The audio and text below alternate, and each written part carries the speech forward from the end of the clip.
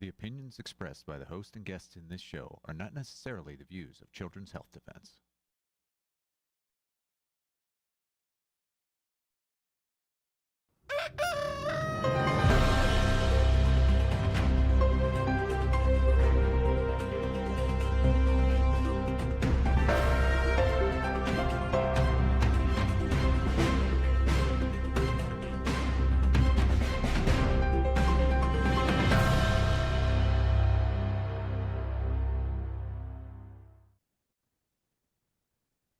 Good morning, everyone. My name is Zen Honecutt. Welcome to Good Morning CHD TV. I am your host today, standing in for Polly Tomey. Very honored to be here with the CHD team and some very special guests. Today, we are talking about the truth about Roundup and the pesticide immunity shields.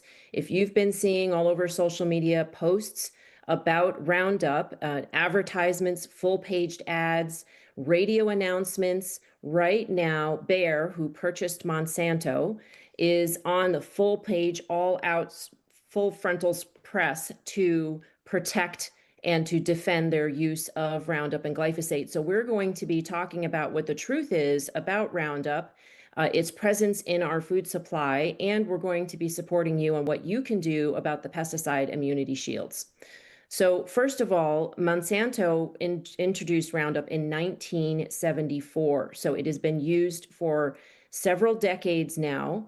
Not only as a weed killer in backyards and playgrounds and parks, 20 million pounds of that a year is used on our sidewalks and playgrounds and parks. 280 million pounds of Roundup are used per year directly on our food supply, both as a weed killer, where the crops have been genetically engineered to withstand it, and also as a drying agent on wheat, peas, beans, legumes, and oats, barley, any type of crop that needs to be dried. It's used as a pre-emergent weed killer, as it's being shown right now, and is used during the growing season of corn and soy, sugar beets, canola, as a weed killer, because 80% of those GMO crops have been engineered to withstand Roundup, meaning a tractor or an airplane can spray it over the entire crop, and the weeds will die, but the crop itself will not. So this has been going on predominantly, well, it's been going as a weed killer since 1974, but the drying agent aspect has been going on since about 2010. And so it's been more recent where we've had much higher levels of glyphosate on our food supply. So we have new test results that show that glyphosate is being present in our cereals. 90% of our cereals that moms across America tested, and 6 out of 7 of them, unfortunately, folks, were organic cereals. Now, granted, the organic cereal levels were still 11% lower than the conventional cereals, but any presence of glyphosate in organic cereals is not supposed to be happening, is extremely disappointing. We spend extra money to have organic, which is what we are assuming and what is supposed to not have glyphosate present in it. Glyphosate is not allowed in organic crops, and the presence shows contamination. The article goes over it in many ways, how glyphosate could be contaminating these organic crops. And, that is through the manure, it's through irrigation, the rainwater, soil practices, all types of, residues left in the soil. So we are extremely dismayed by the presence of glyphosate in these organic cereals. And unfortunately, the Kashi Cocoa Clusters Organic and the Cascadia Farm Honey Nut cereals were the highest levels. So the organic cereals had the 2 highest levels of glyphosate in them. This is incredibly unfortunate.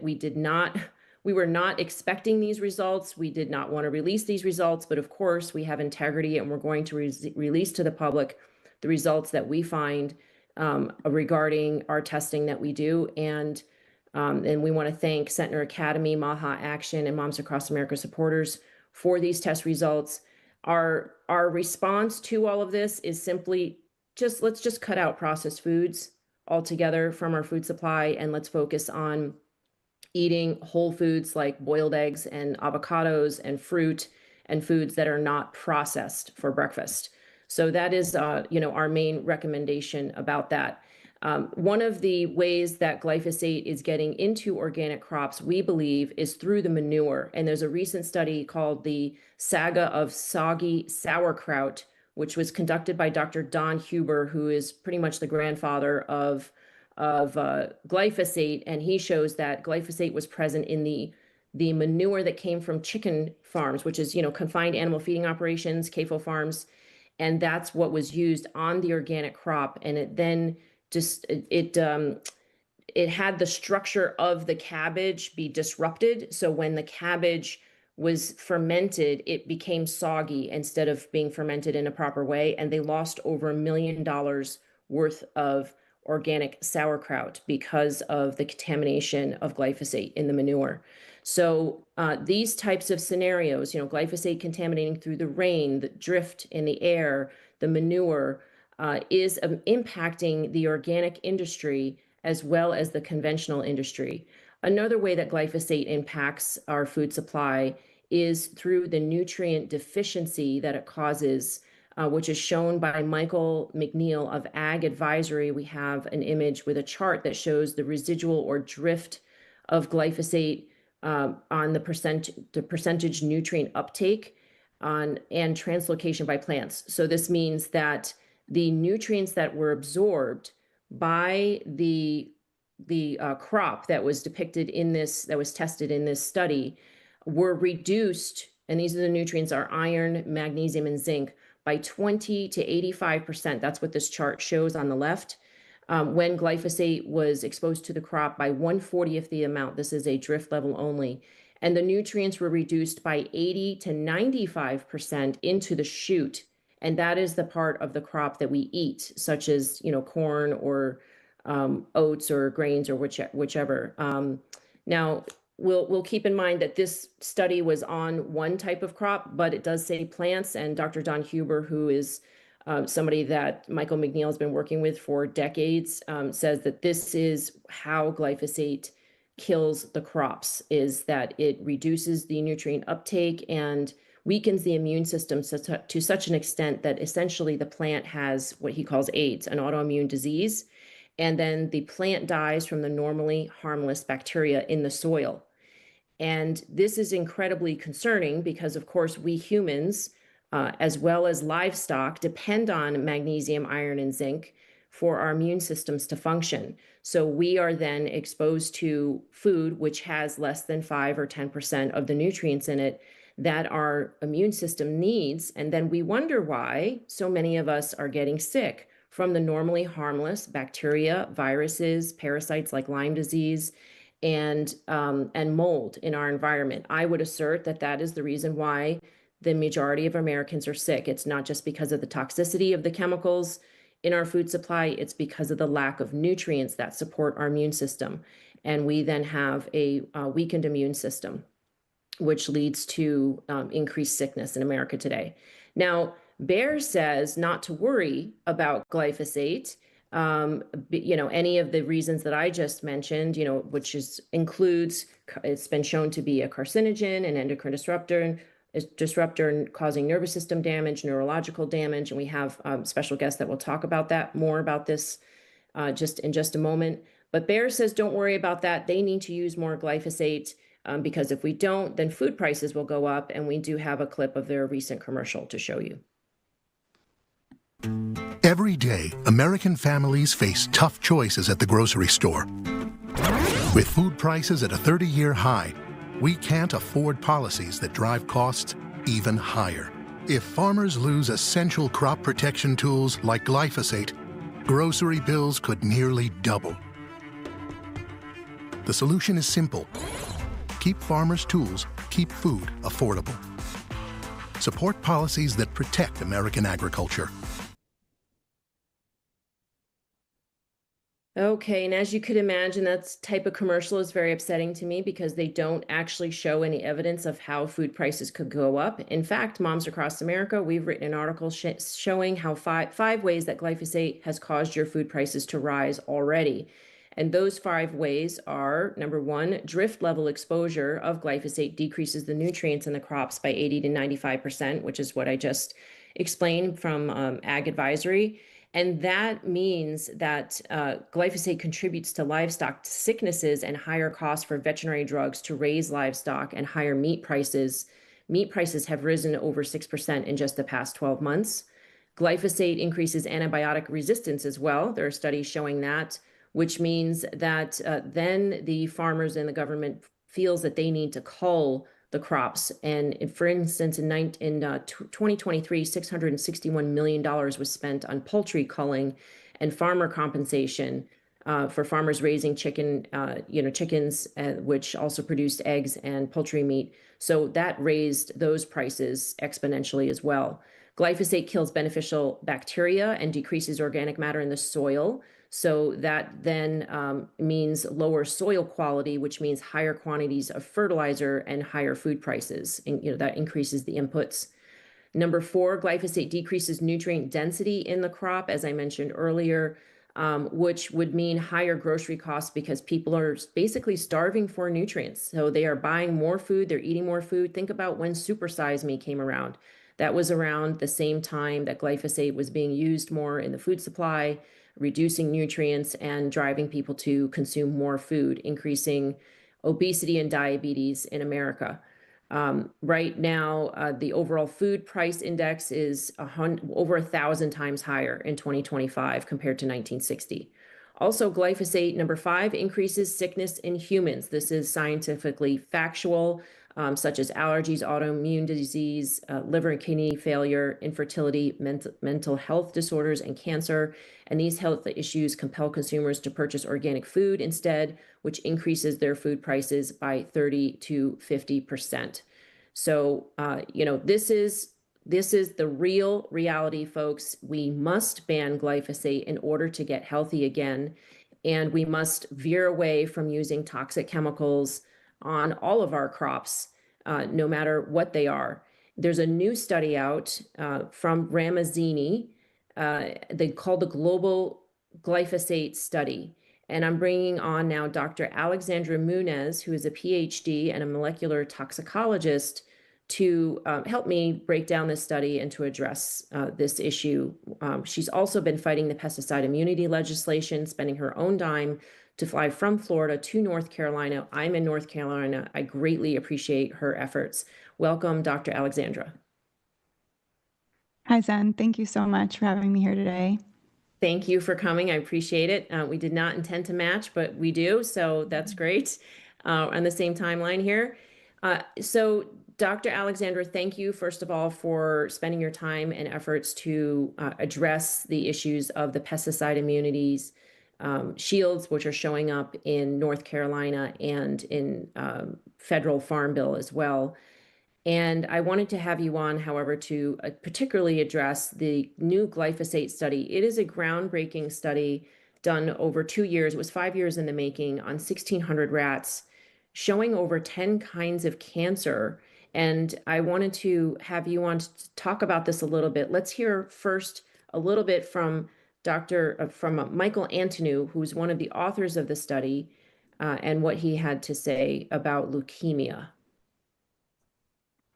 And when we now look at the glyphosate formulations, this is now with the Roundup Bioflow, there were leukemias at the glyphosate NOAL dose, and there were leukemias at all doses of the Ranger Pro. And probably this difference reflects the fact that the coformulant in Ranger Pro is more toxic than the coformulant in the Roundup Bioflow. You can see, and also you'll notice that the leukemia incidences are actually higher than in the glyphosate alone at similar doses. So can you respond to that, Dr. Alexander? What do you make of the leukemia levels in this animal study regarding both Roundup, Ranger Pro, and they also tested glyphosate alone? What was your professional opinion on this study? Well, I think this was a really well done study. They clearly took a lot of time designing it and following proper protocols. And the way that they set up the exposure is ideal for evaluating this type of cancer. So they've looked at rats that were pregnant, and the exposure began during pregnancy, and then it continued while the pups were breastfeeding, and then it continued through the early stages of life for these groups of rats. And what we can see is that these low dose exposures do lead to the formation of leukemia. And we can also see that there is a difference between the glyphosate by itself and the glyphosate in formulation. And there's been a lot of dispute about that in the literature and in the regulatory stance on this particular chemical, because the Bayer and Monsanto have consistently maintained that glyphosate should be tested alone. But we can clearly see from this data set that when it's in combination with the surfactants, there is a higher incidence of leukemia occurring in these rats. And so that does indicate that there is a reason to determine the regulatory safety thresholds based on the full product formulations. And that's an excellent point. Right now, not most, all of the regulatory levels are not based on the final formulations. They're based on one ingredient in a pesticide, such as in this case, just glyphosate alone. And what this study shows is that the final formulation is actually more toxic than glyphosate alone. However, both glyphosate alone and the final formulations of Roundup and Ranger Pro did cause cancer. In fact, it caused, they say on the study, over 10 types of cancer. Did you by any chance count how many cancers? Why are they saying just more than 10? I didn't count all the different types, but there were a number of different types of cancers. And you're right, it's true that the glyphosate alone also was responsible for certain incidences of cancer. And I think that that's really important to look at here, is that the glyphosate technical, when given in the proper context of an experiment where there is an actual long-term low-dose exposure being observed, and when that exposure begins in pregnancy, then we are seeing that glyphosate by itself is able to induce these cancers. And that's a really significant finding.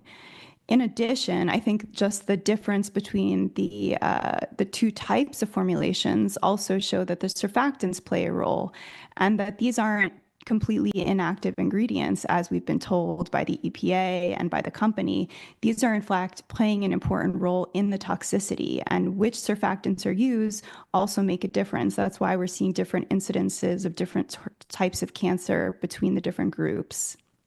Yeah, very important fact. In fact, the Ranger Pro has POEA in it, and that is something that has been banned in New York for 40 years. And when we talk about the pesticide immunity shields, also the EPA petition, there's a petition that Bayer put in front of the EPA right now that would wipe out all state laws, such as New York not allowing the sale of POEA in Ranger Pro or Roundup in New York. That would wipe that out. So some very, very important points that you bring up. I believe we do have one more clip of Michael Antoniou talking about this study, if we could show that. Okay, no, sorry. Okay, thank you. We have that one clip. And so, but please do look at, I checked, I did post on X Michael Antoniou's entire presentation. We can look at that.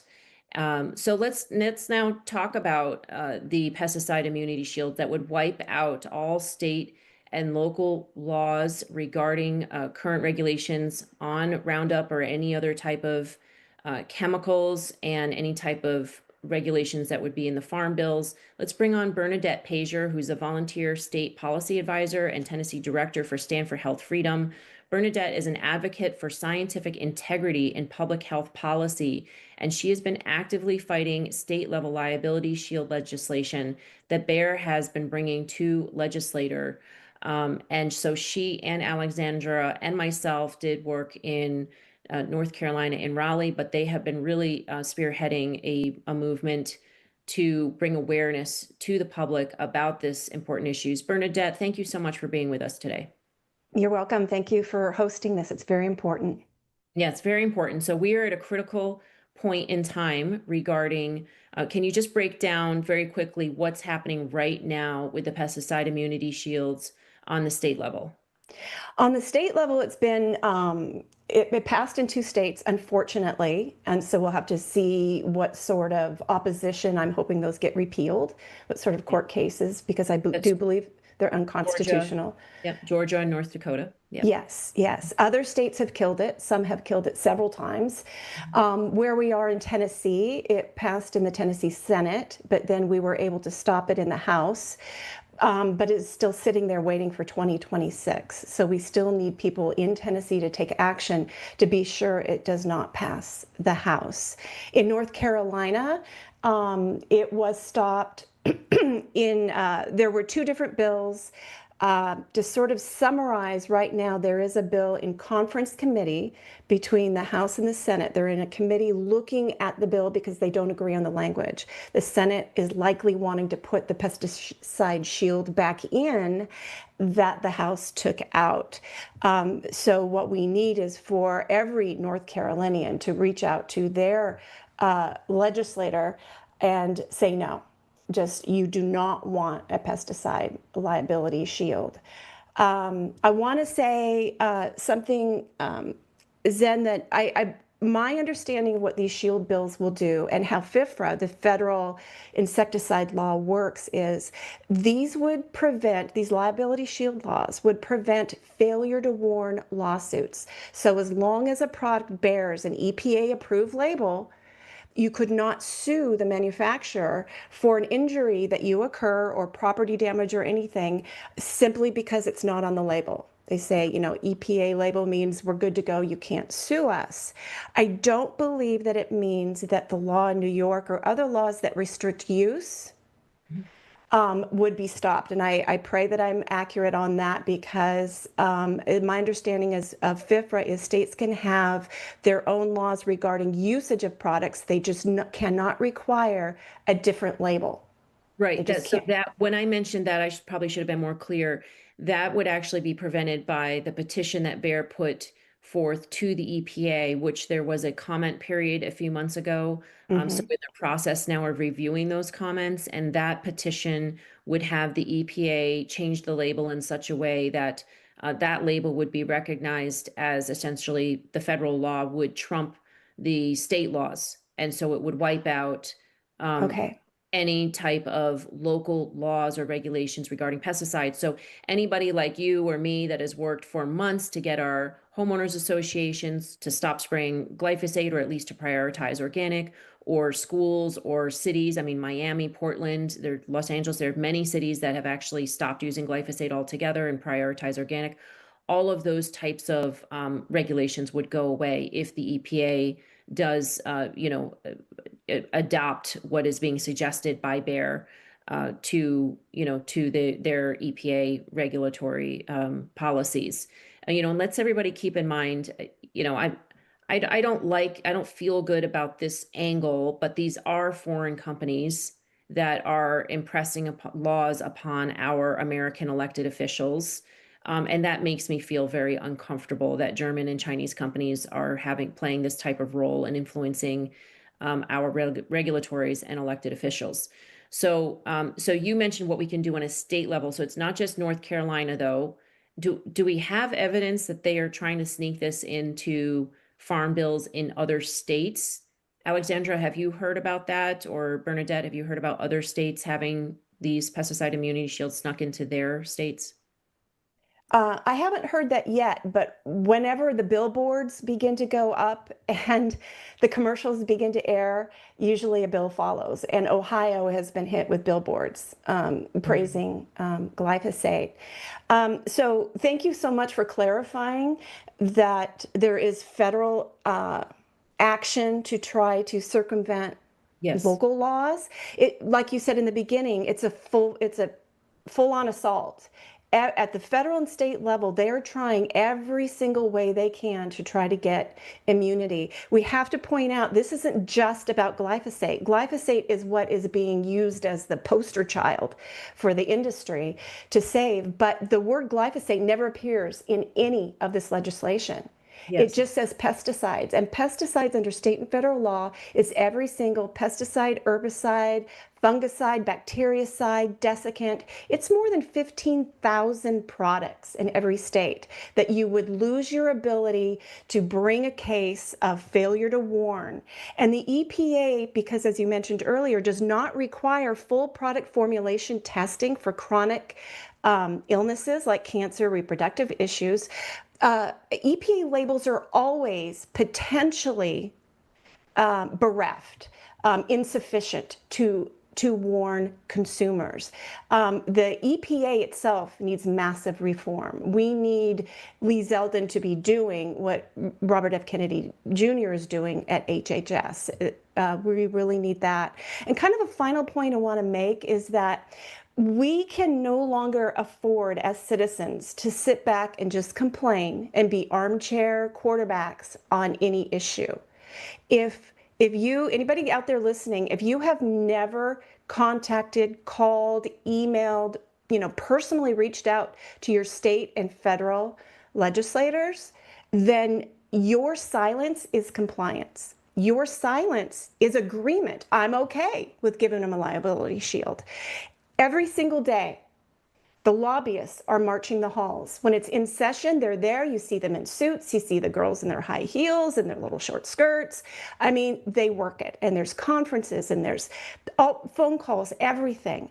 And out of session, right now, if your legislature is not in session, they're still holding events, dinners, getaways. They are being lobbied to the hilt. But our voices matter. They need to hear from each and every one of us. You have to put on your own superhero cape. If you want your children and grandchildren protected from these pesticides, pick up the phone, call. You have got to call. There is a lot to protect from here because the class of chemicals that this regulates and that this would grant these companies immunity for includes over 15,000 chemicals. It includes known carcinogens, known endocrine disruptors, known neurotoxins, toxins that we know impact fertility and proper sexual development.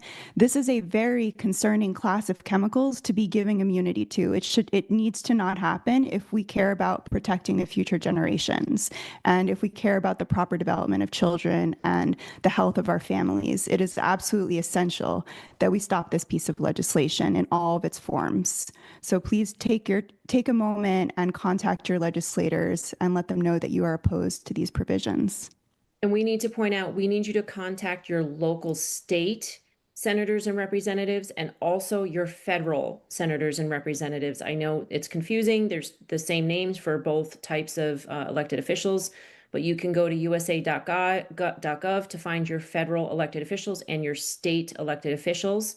Please do that. It takes less than 5 minutes, and let them know that any federal pesticide immunity shield that comes along through the Farm Bill or any type of appropriations or any type of bills, you want them to either sign a bill, co-sign a bill, support a bill. Make sure to stop any federal regulation that would give pesticide immunity. And also on a state level, your state has the power to stop this. 7 other states have done this.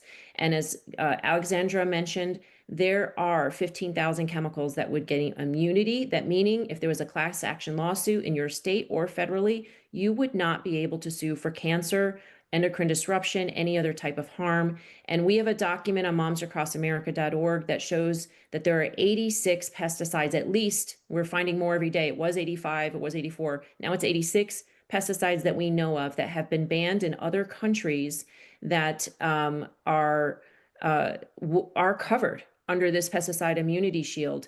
And 77% of them have actually been shown to cause reproductive damage. And for instance, glyphosate, 50 to 70% of all of the glyphosate that is used around the world comes from China. And so I don't think it makes any sense for the American public to be spending our taxpayer dollars, giving it to China to send us a toxin that we spray in our food supply and is poisoning us. That doesn't make sense to me. So we want to close with a request for everybody to please contact your elected officials. We have a ban. So please, we have a pesticide a petition. Please sign the petition to ban the 86 banned pesticides.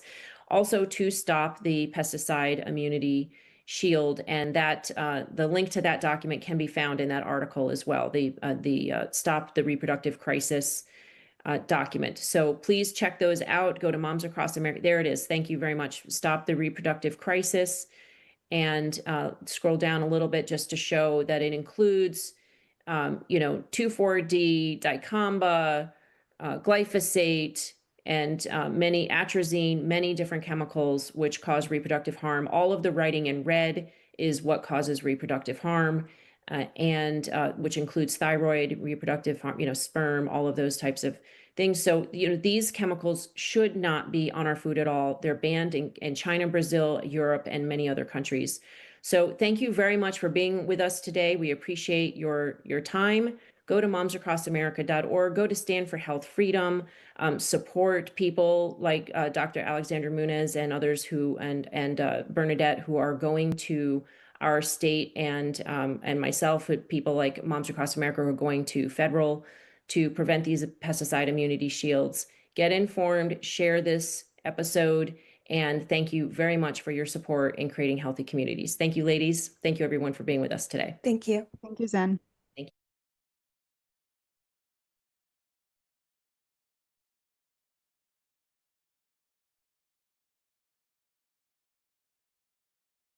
In California, the worst measles outbreak in 15 years is spreading. The virus is roaring back into the headlines tonight.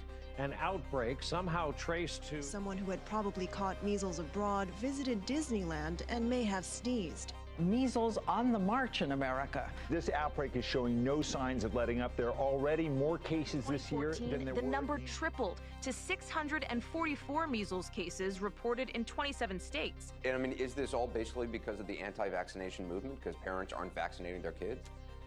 Yeah, I think so. A bill that would ban exemptions from childhood vaccines is advancing through the California legislature. We are authoring legislation that will abolish the personal belief exemption. I think you're starting to see why it is that mandates are so important. There has been some inaccurate information circulating about vaccines, mostly stemming from a British study linking vaccines to autism. We still continue to hear that vaccine caused autism, even though that's been debunked. Repeatedly and thoroughly debunked.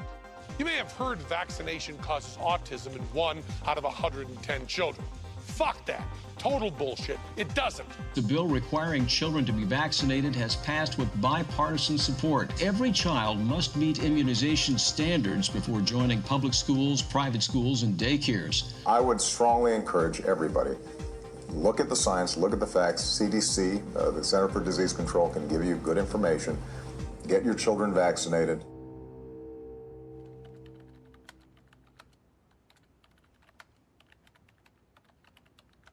I have waited a long time to tell my story, and I want to tell it truthfully.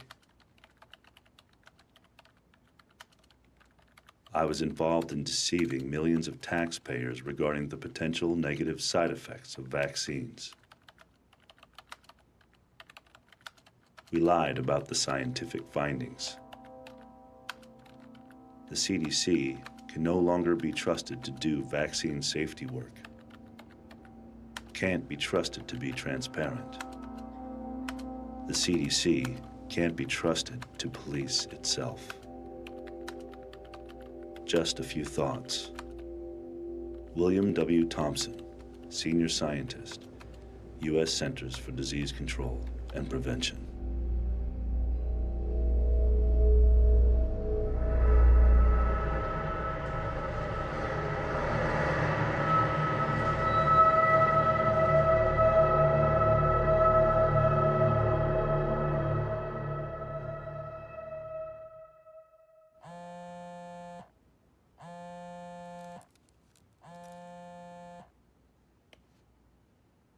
Hello?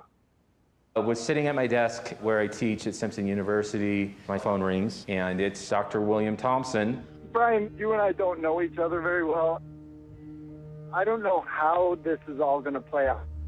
You have a son with autism, and I have great shame now when I meet families with kids with autism, because I have been part of the problem. My son, Stephen, was born in February of 1998. Steve, What does the cow say? Tweet, tweet. Doggy. 2 weeks after his 15-month vaccines, then he lost all language. He lost all eye contact. You'd pick him up and he would just hang limp.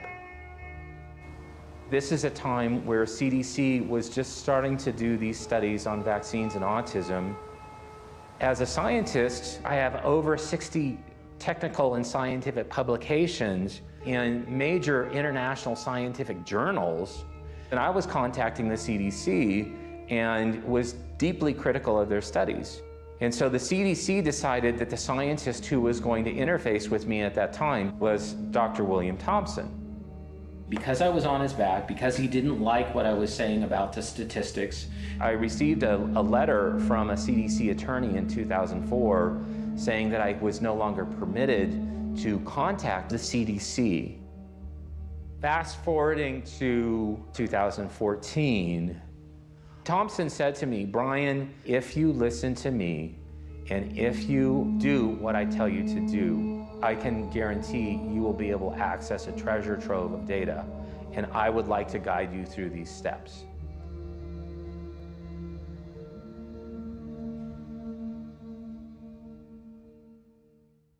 So I want to be a resource. I want to be valuable to you. I want you to have someone in the system. For years, I had been trying to crack this edifice of the CDC and just getting little glimpses of what was not right. The CDC has put the research 10 years behind. Because the CDC has not been transparent, we've missed 10 years of research because the CDC is so paralyzed right now by anything related to autism. I am a licensed clinical psychologist and a board-certified behavior analyst. In 1978, I want to say the prevalence of autism was about 1 in 15,000 children. It was a very rare disorder. I was working at a clinic at UCLA, which was pretty much the only known center for treating children with autism, and we had maybe 6 to 10 children who we were working with. Somewhere around the early 90s, shortly after I opened CARD, the growth of autism has been so high and so rapid that I've never felt like I could ever catch up anymore. From an official diagnostic perspective, the way that we define autism, we were looking at deficits in 2 areas. The first is social communication and social interaction. And in that area, we require 3 specific symptoms to be present. Symptoms such as no social emotional reciprocity, no non-verbal communication, that means eye contact, for instance, or no development of relationships. The second required area of deficit is the presence of stereotypic, repetitive, restricted behaviors.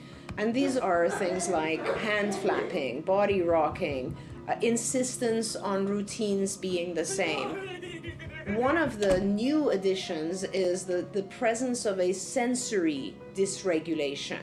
If a child has an inability to sense things correctly, not necessarily hearing things the way we do, that could be classified as a symptom of autism.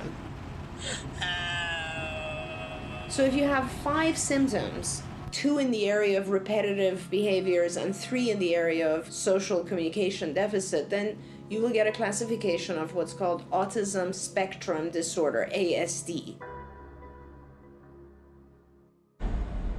We begin, though, as always, keeping them honest. Breaking news tonight, just hours ago, the British medical journal BMJ did something extremely rare for a scientific journal.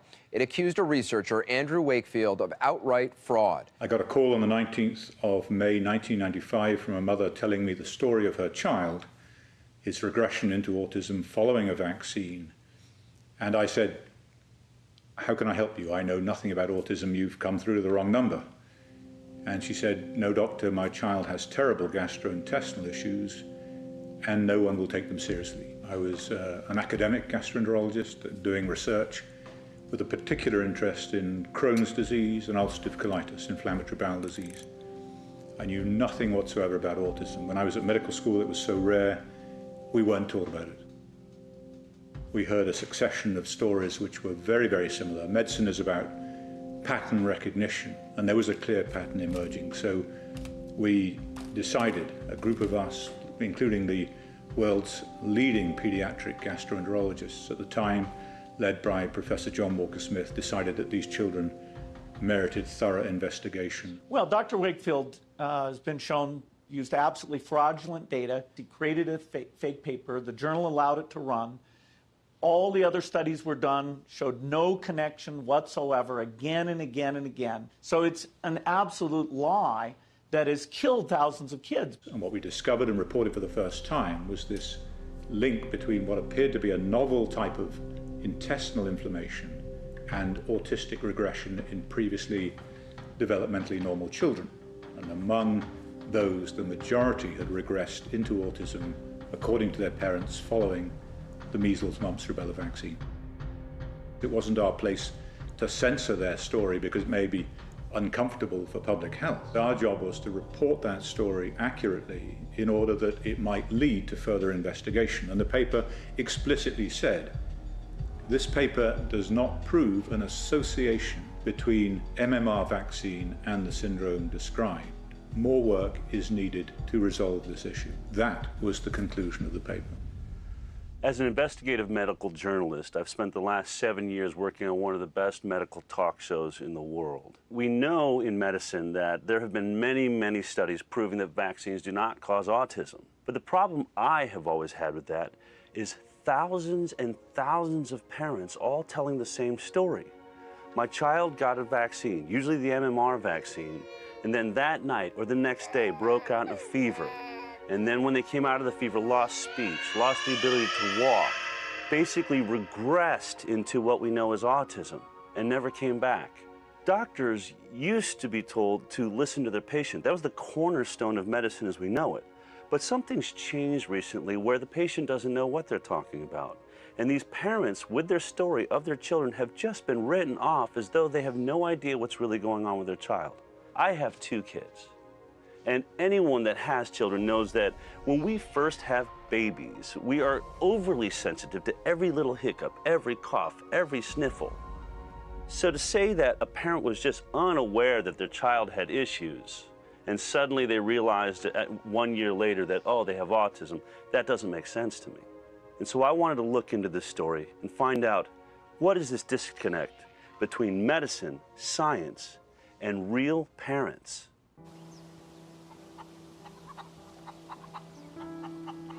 I couldn't wait to be a mum. I remember specifically, before we even got married, talking about how important children would be in our lives. I wanted a daughter first, then I wanted a son, and we were planning on having 4 children. We were going to be the most perfect parents that we could be. Bella was born, and that was a wonderful experience. Bella was just this angelic, perfect child. She hit all her milestones. I got pregnant with Billy quite quickly. Bella, say hello to Billy. Hello. We've now got a beautiful girl and a beautiful boy. And life was just amazing. So at 2, 4 and 6 months, Billy had his normal baby vaccines. A little bit snivelly, chesty, coldy after maybe the last one. So me, in my perfect mother mode, rushed to the doctor. Is he okay? Do I need to give him anything? Yes, you need to give him antibiotics, just to make sure there's not an infection in there. It didn't clear up. Rushing back to the doctor, we need some more antibiotics. Let's just keep this going in him. And I remember my mother calling me out. My mother's a sort of homeopathic hippie, and calling out saying, what are you doing? You're chucking loads of antibiotics down your son. For what? And I remember saying to her, Mum, with all due respect, you're an artist, and they're doctors, so they know best. He was due his MMR vaccination at 12 months. So the morning, exactly to the day, my friend, she said to me, listen, I've heard that there may be a problem with this vaccine we're about to take Billy for, the MMR. And I said, Liz, are you crazy? What is the matter with you? If there was a problem with this vaccination, it would be headline news. The doctor would be calling me up saying, do not bother coming in. This is not a safe vaccine. None of that is happening. You're being negative, you're being careless, and you're listening to what, some rumour that you heard somewhere. Billy could become deaf if I don't take him in now and get him this MMR. You know, most of the evidence linking measles with autism is kind of settled down, and most of the doctors and scientists agree that it probably isn't the major cause. I've been working in pediatrics for almost 20 years. I think most pediatricians view vaccines as the #1 thing they do for kids. Okay, buddy. There we go. And a high one. All right. All right. Okay. I'm young enough to not remember the days of kids in an iron lung because they were battling polio. You know, polio has essentially been eradicated from this country. In '98, the Wakefield study came out. My son had just been born. That study kind of pointed a finger at the MMR. As a parent, I was scared to give the MMR to my son. And as a matter of fact, I didn't give it to him on time because I wanted to see. I wanted to see what additional studies would show. And over time, additional studies did show that, no, it's safe. And so he did get the vaccine. You know, if everybody stopped vaccinating,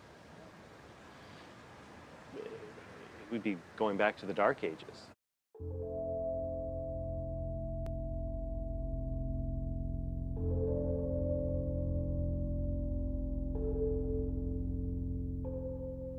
When a CDC scientist who'd been there at that time 17 years tells you this is how you access data, it didn't take me very long to realize, oh, I better do what he says because he knows what he's talking about. I just want to tell you one thing.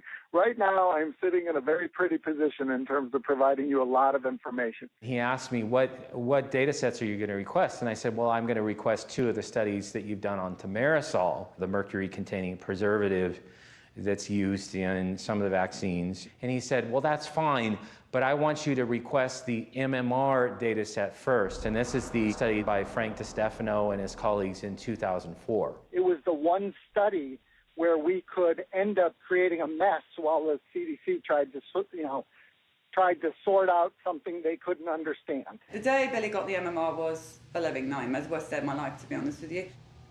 I came in and I saw him lying in his cot, listless. He started this uncontrollable shaking. Imagine coming out of a frozen pond. His eyes were doing this and he was shaking like this. And I remember she grasped him and held him really tight to her chest. There's immediate fear in John and there's immediate, Mummy, this is not going to happen. I don't know what is wrong with you, but this is not going to happen. And we get to hospital, we rush him in, doctors are coming in and looking at him, and that's when they said, he's had a reaction, he's had a seizure, this is normal, this is common for many, many children who have this vaccination. It's absolutely okay, he's going to be fine. Nobody ever told me that there would be any side effect to any of the vaccinations my children had.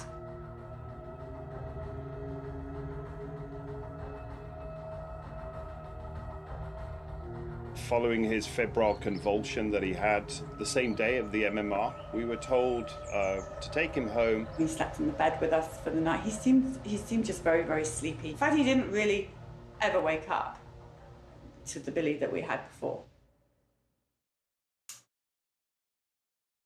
For me, it became really necessary to start looking at what types of medical issues are these children going through? What are the other factors that have affected them, that have brought them to this level of symptomology that we call autism? This is now probably the mid-90s. I came to notice that there was a very high use of antibiotics amongst these children. But B, what became pretty interesting was seeing the number of families who were reporting that their child had a regressive type of behavior occur right after their vaccinations. A lot of these parents were showing me footage of their children who had been completely developing normally until 18 months, and then all of a sudden post-vaccination had developed incredible regression. Children who had speech anywhere close to 50 to 100 words and had completely lost all of their words. Children who were extremely attached and interactive with their parents and had suddenly become isolated, no longer responding to their own name. And this was all happening right after their MMR vaccines.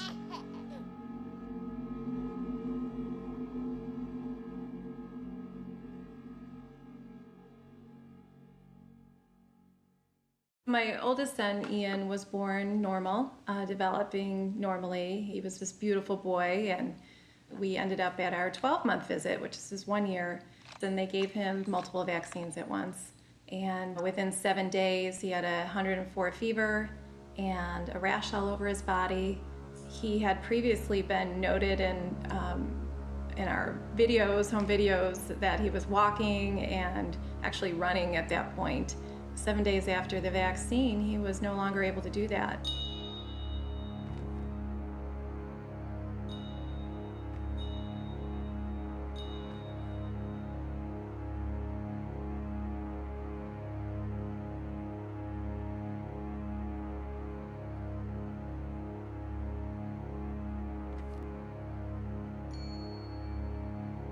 He was falling down. He became a really sick little boy. So the question for those of us investigating autism is age of exposure to MMR a risk for autism? And in order to understand why that might be, you have to understand something of the history of MMR vaccine. In 1987, there was an MMR vaccine that was being used in Canada, produced by SmithKline Beecham. And that vaccine caused meningitis. It was recognized quickly, and that vaccine was withdrawn in Canada. However, in the same month that it was withdrawn in Ontario, it was licensed in the UK. The name was simply changed from Trivirix to Pluzirix. In the UK, it was used for 4 years, and likewise, it caused meningitis and had to be rapidly withdrawn. There was a public outcry. There was an acute loss of confidence by the public in vaccine policymakers, and the vaccine should, at that point, have been destroyed. It wasn't. It was then shipped to developing countries like Brazil, where it was used in a mass vaccination campaign. And there was an epidemic of meningitis, which was entirely predictable. Now, scientists studied that epidemic, and what they found is that the risk for meningitis was associated with age of exposure. The younger you got the MMR vaccine, the greater the risk of meningitis. For people like me investigating autism, the question was, is there a similar risk in autism? Is age of exposure to MMR a risk for autism just as it was for meningitis? We shared with the US Congress and the CDC the hypothesis. The story as told to us, at which we have an obligation to report, is that the majority of children regressed following a period of normal development in the face of MMR vaccination. That does not mean it is the cause of the disease. The Institute of Medicine is a body of scientists and physicians that review the available data on vaccine safety and then advise our government on vaccine research policy. Well, because Andy Wakefield had put forth this theory that the age at which you receive the MMR may increase your risk of autism, the IOM looked to the CDC to do that very study. It was a study about timing. Does the earlier you receive the MMR vaccine increase the risk of autism? When we talk about the MMR study, nobody had ever requested those data because it was a big secret that you could do it. Thompson told me to email such and such a person, and then on the inside, I also found out that one of the people preparing these data sets for me was Bill Thompson. They don't really want people to know that this data exists. Again, you know, I just can't believe we actually got you that data. Thompson couldn't send these documents directly to Brian Hooker because that would have been illegal. What Thompson identified was a legal loophole that is referred to as a citizen's request. That allowed Thompson to deliver to Brian Hooker potentially classified information in a legal way.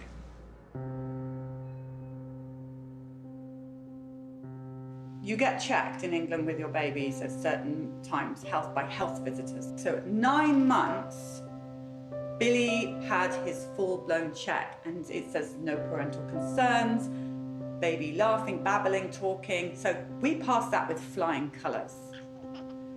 18 months is when they next come in. And by this time, we know there's something seriously wrong with Billy. Probably within 5 or 6 days, the first signs really was this vacancy. He wasn't the same smiley little baby that he was before. He had a blank expression. Then the diarrhea kicked in. His tummy started to get bigger and bigger, bloated, rock hard bloated tummy. He would start to walk on tiptoes. His hair fell out, and this dreadful high-pitched scream, sort of whiny scream developed from him. And then came the head banging, the constant banging against his crib, the constant banging against the floor or a wall or anything that he could find to bang his head on. He would thrash it and thrash it. John and I would lie in bed at night just listening to this thud, thud, thud. Thud. There's nothing. He's now not even noticing his sister who he used to play with. John comes through the front door after work. No recognition that we were his parents or this child even belonged to us. Nothing. Nothing. Gone.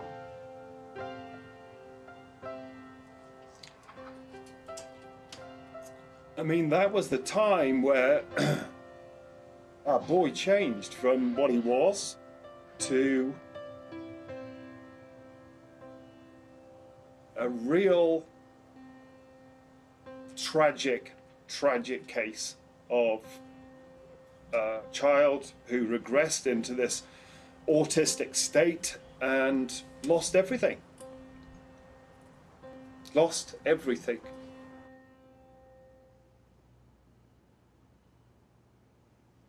The CDC, the way that they do research studies is very reactionary. They look at something that's creating a press and creating a buzz that could actually lower vaccination rates, and that's what they study. They don't study vaccines proactively. So if Andy had never done his original study, gotten that published in the Lancet, would have never created the uproar that rightfully it should have created, then the CDC would have never studied this. The press conference for the Lancet paper was called by the Dean of the medical school, who was the chairman of the media committee. The temporal association between MMR and autism was initially made in the United States. I had done an extensive research into measles vaccine safety and MMR vaccine safety in the pre-licensing phase. In other words, what safety studies had been done before these vaccines were put onto the market and into children. A 250-page report was compiled by me showing that the vaccine safety studies for MMR in particular were lamentable. They were lamentable. There are many assumptions had been made about the safety of this vaccine, and there had been problems which had been airbrushed. So I wrote to my colleagues and the Dean, and I said, going forward, there are going to be questions about what parents should do next. I cannot, in due conscience, support the continued use of the MMR vaccine, having done this research. I said I will continue to vigorously support the use of the single vaccine, but can no longer support the use of the triple MMR vaccine. So the Dean, as chairman of that committee, had three choices. He could have not had a press conference. He could have banned me from the press conference. Or when the question came up, as inevitably it would, what do parents do next about vaccinating their children? He knew what my response would be. He could deflect the question to someone else. When the question came up on the day, he directed it straight to me. To assure you, we are not adults on our section of the need for measles vaccination, but we are all agreed on. That is extremely important. All I recommended at that press conference was that parents opt for the use of the single vaccines, single measles, single mumps, single rubella, until the issue had been resolved scientifically. What happened when I made that recommendation, unilateral decisions were made by the government in the UK to withdraw the importation license for the single vaccines, Merck opting in the US to cease the production of the single vaccines, giving parents no option. I said to a senior representative of the Department of Health, why, if your objective is to protect children against serious infectious disease, why would you take away the option of how parents do that. And she said, because if we allowed parents the choice of single vaccines, it would destroy our MMR program.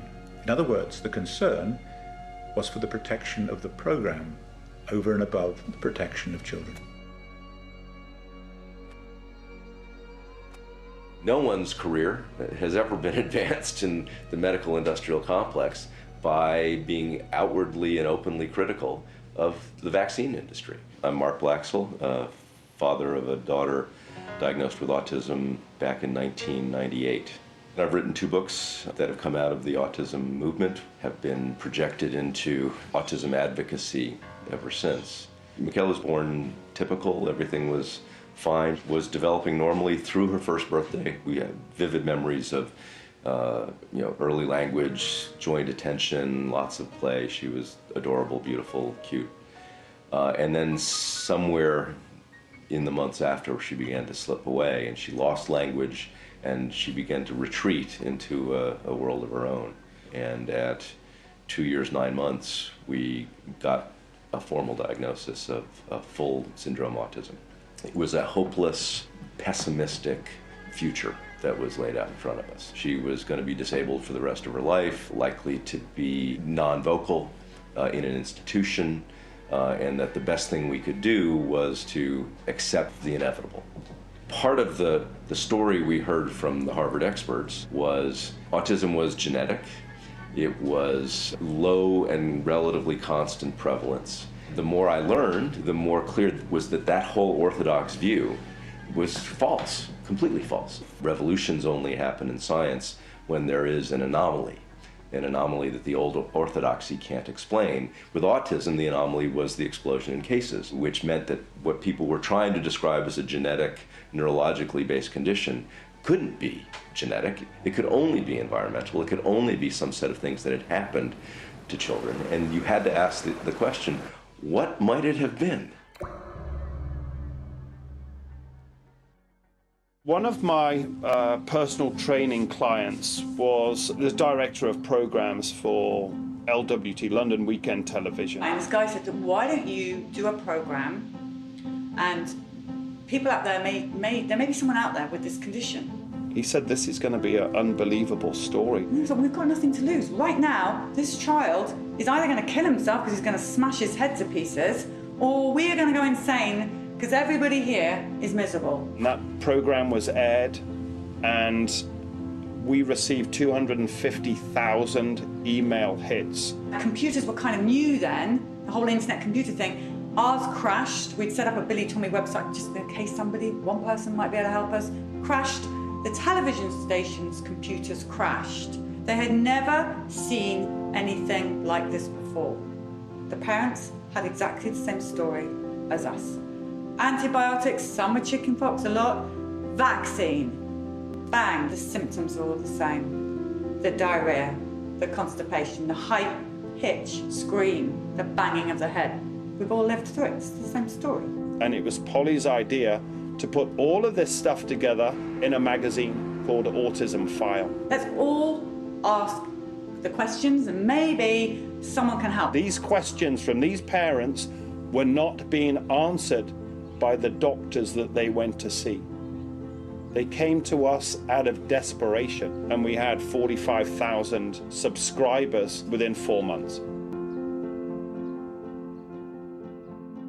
When I originally got the MMR autism data, I came up with my own analysis plan, and I stepped through logically and systematically how the data should have been approached. I looked first of all at males versus females. Then I looked at black males.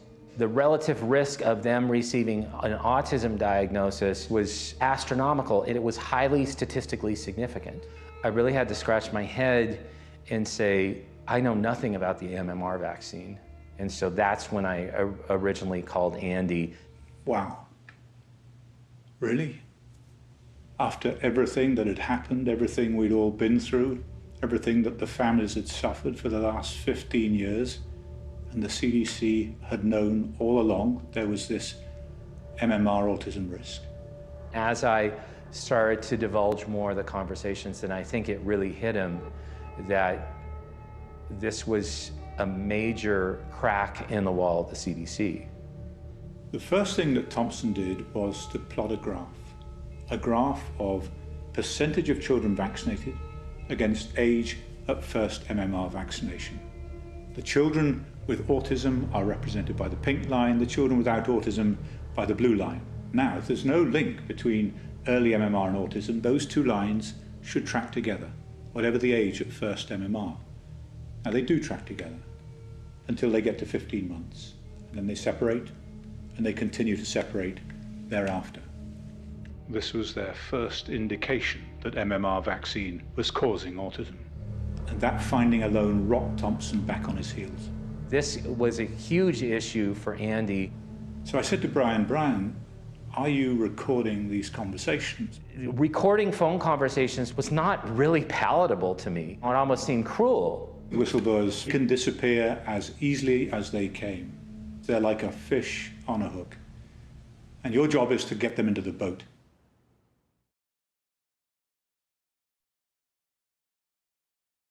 Temple walked at 12 months, so he had been walking for an entire month before we went in for the next set of vaccinations. And the minute we walked into the pediatric office, Lou, his twin, she's screaming her head off.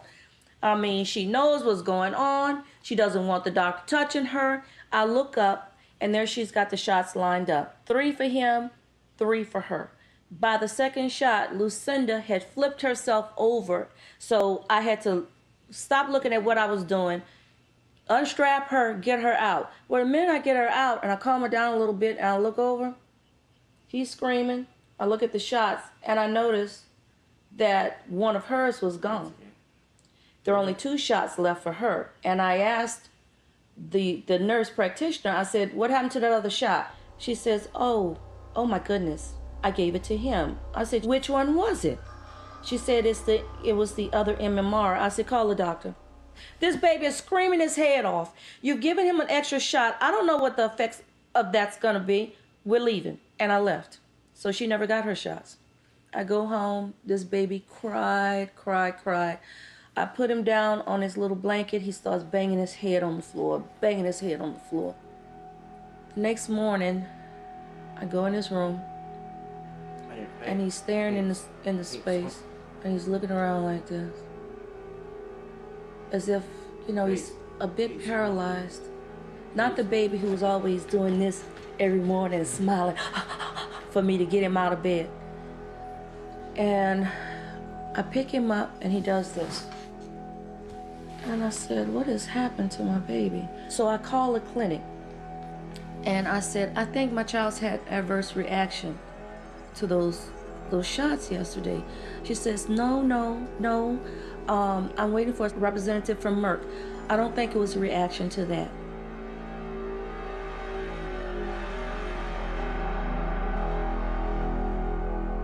Bill Thompson looked at African Americans. He saw that those African Americans that got the MMR on time were 2.64 times more likely to get an autism diagnosis than those African Americans that received the MMR after 3 years of age. What this was suggesting is that among the blacks, the ones that were getting vaccinated earlier were more likely to have autism. At that point, the group of researchers that was working on this particular study, they were having weekly meetings. Colleen Boyle, who was the head of developmental disabilities branch, and Marshalyn Jurgen Alsop, who was one of Thompson's direct supervisors, Frank DiStefano, who was the head of the immunization safety office, and then a postdoctoral research associate named Tanya Bassin.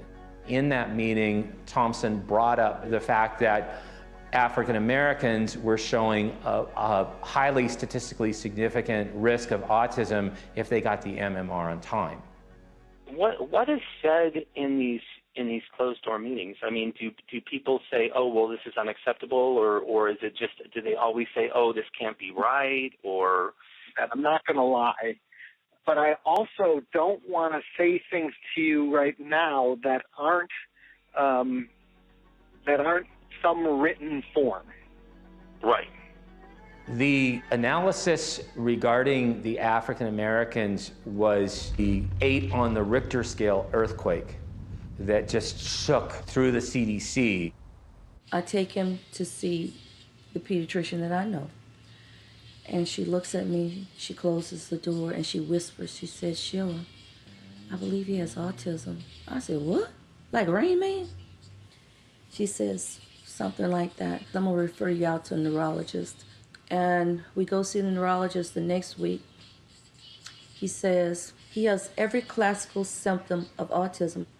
I do not believe this. I was angry. When he was explaining to me what Candace autism is, he told me he was born that way. I said, no, he wasn't. Clearly there was a very high risk of autism in African American children. But here's the thing. We know that autism is 4 times more common in boys. And so to see that effect mirrored in the African American children was a compelling finding. When I looked at African American males only, the relative risk was 3.36. It just blew my mind. And that's when I wanted to call Bill Thompson on the phone. And his statement to me was, "Oh, you found it." It appears in the final publication is that race in general is downplayed. Of course it is.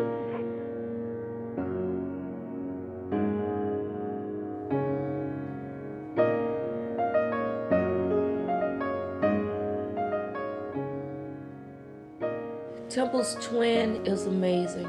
She is fluent in 3 languages. She speaks French like a native. She is an A student.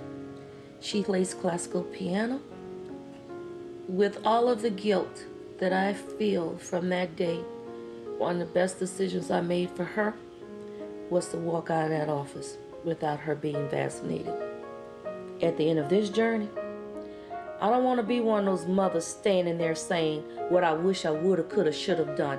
I want to be able to say, I gave it everything that I had.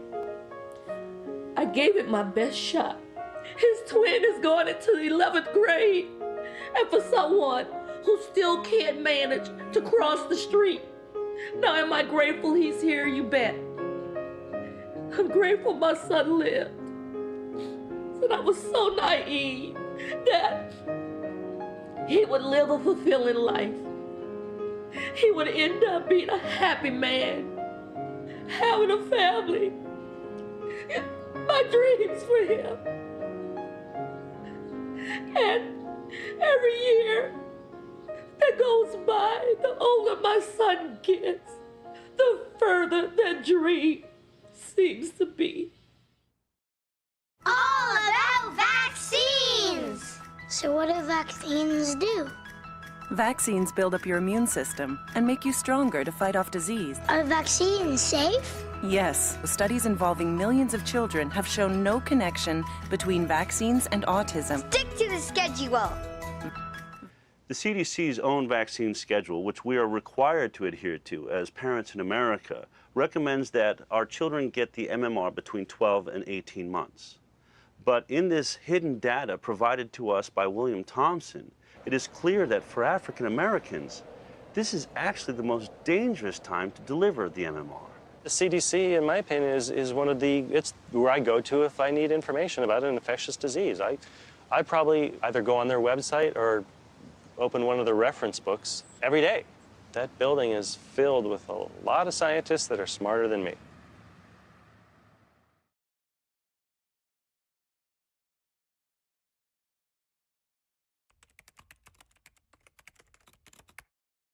The analysis plan is one of the most important parts of a scientific study. It's the laws or the rules by which the scientist will adhere to while doing the study. And this analysis plan is put together by the scientists themselves. Sometimes their superiors weigh in. But once they've locked that analysis plan, they've said this is how we're going to use the data. And you can't deviate from that analysis plan or you're at risk of fraud, scientific fraud. Did they deviate from the analysis plan after seeing something that they didn't like? If they did, we have a real problem. Thompson not only played a major role in developing the analysis plan, he was the numbers guy. He was responsible for collecting the data, analyzing the data, and presenting the results. And by November 2001, the results were in. Now with the MMR autism one, we had an analysis plan that we were supposed to execute as was written. And, I'm going to be sharing these draft analysis plans that we had, and you can see whether we did what we said we're going to do. That analysis plan had been agreed upon not only by the co-authors, but also CDC superiors. In order to conceal the effect of the MMR, what they had to do was to reduce the number of children in the study in order to reduce what is referred to as the statistical power. That is, the ability of the study to detect a difference if one genuinely exists.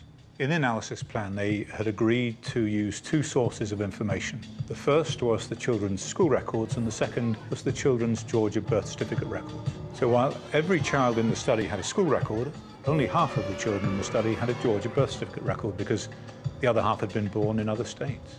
So the analysis plan was explicit. Information on a child's race was to come from their school record. But when confronted by data that revealed an increased risk of autism in African American children, so they deviated from their analysis plan. They chose to get the race data not from the school record, but from the Georgia birth certificate record. Instead of having 3,000 individuals in the study, it went down to about 1,800. The relative risk went down from 2.64 to 1.8, but more importantly, that relative risk was no longer statistically significant. I now ask you to step forward to receive your prize from the hands of His Majesty the King.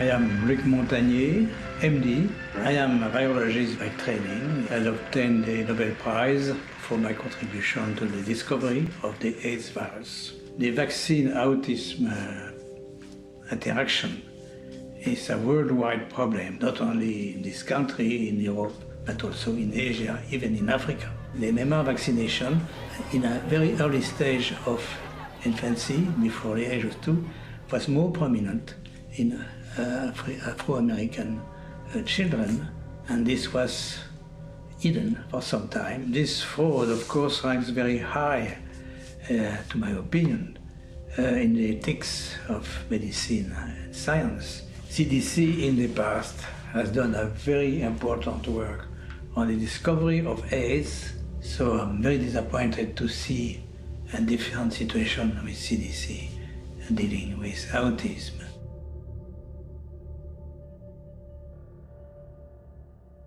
Shortly after Julie Gerberding became head of the CDC, I began to communicate with her and ask her to come to my office. There didn't seem to be objective research going on. There was the CDC trying to promote vaccination for children, and then they were doing the safety research themselves. In CDC's judgment, the best public policy is to continue vaccination unchanged while aggressively working to try to identify causes of developmental disabilities. The CDC, I just thought, was institutionally conflicted. The CDC can't take money directly from pharma, but they can set up a foundation, and the foundation can attract donations from commercial interests, and does. Merck, GlaxoSmithKline, now Pfizer, Sanofi, Aventis have huge multi-billion-dollar vaccine businesses. They're profitable, they've grown because some of these new high-tech vaccines that are patented, that are high-priced, get protected by this little cocoon of regulatory capture in HHS, and are guaranteed multi-billion-dollar franchises. When I was working at Merck, I was a sales rep for Vioxx. The whole scandal started when it was discovered that Merck had manipulated data and covered up the fact that Vioxx actually caused twice the amount of heart attacks and strokes than the placebo. What I learned from that experience was just because things are on the market does not mean they are safe. I think we get into a very dangerous territory with vaccinations. If a drug company gets just one vaccine added to the schedule, they can make upwards of $30 billion in 1 year. It's no secret. I think they've published their intention, which is they want to create an environment of constant vaccination from cradle to grave. They want infant vaccines and expanded flu shots, DTaP boosters, Gardasil shots, meningococcal shots. They want adult vaccines. They want you and me to come in and get a constant barrage of shots. And then they want vaccines for the elderly. We have a highly profitable product because the safety testing isn't as rigorous as a normal pharmaceutical drug. The gold standard is double-blind, placebo-based, long-term study. And that just isn't done with vaccines because they're classified in a different way as a public health measure. And they haven't been tested in combination with other vaccines. Yet doctors give 6 to 9 doses per visit. It's insane. If pharmaceutical drug was tested like this, it wouldn't be on the market.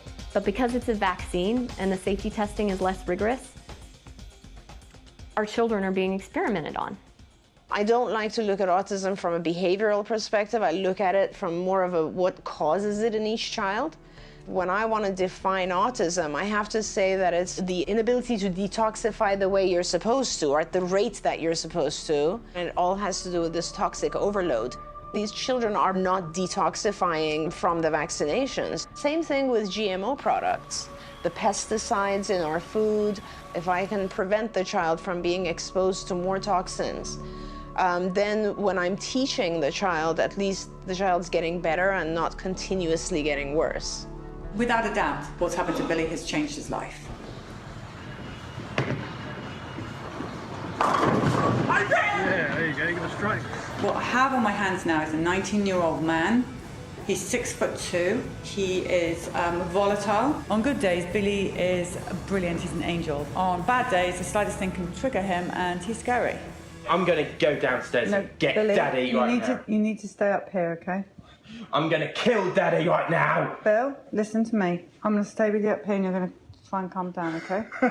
The reason they become aggressive and dangerous in some cases is because they have no ability to communicate.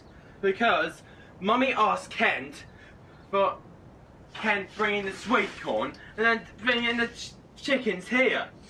Because this is your fault, Mummy. If you were not able to express your needs, your wants, your desires, your happiness and sadness and so on, you would become aggressive. That's often when we see the worst part of autism.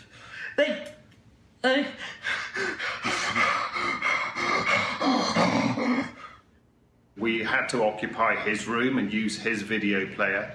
And of course that is a massive intrusion in his space, and he got very upset. Where else in this house can we play a video? Remember? Listen, Bill. Push the stress level, Billy. Bill, don't touch Danny. Out there, there's millions of me's, there's millions of polytommies with vaccine-damaged children. I am telling you this because I do not want you to live the life that I've led. I do not want you to go through the pain. I do not want to see you suffer or your family suffer. That is why I'm telling you. I have no other reason to tell you about it. It's not my concern. My kid's already damaged.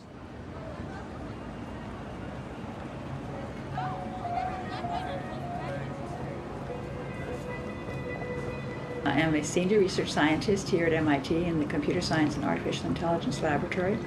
I have a bachelor's degree in biology from MIT, and I have MSEE and Ph.D. degrees, also from MIT in electrical engineering and computer science.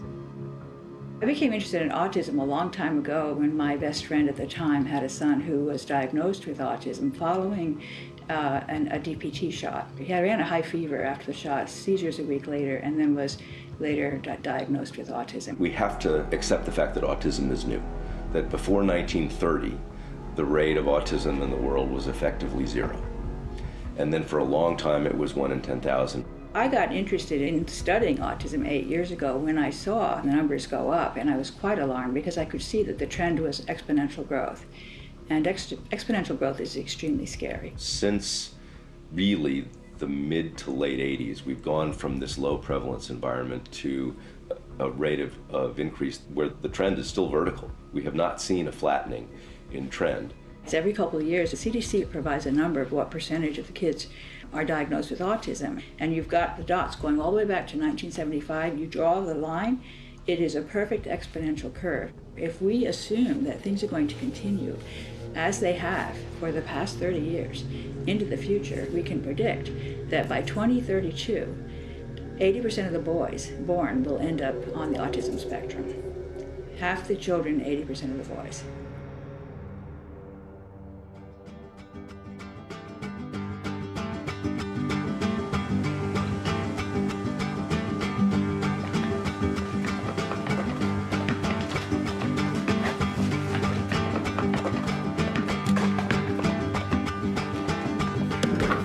If you think this vaccine is only a problem for African American kids like me, you're wrong. There's an even bigger problem, one that puts all kids at risk, and it's called isolated autism.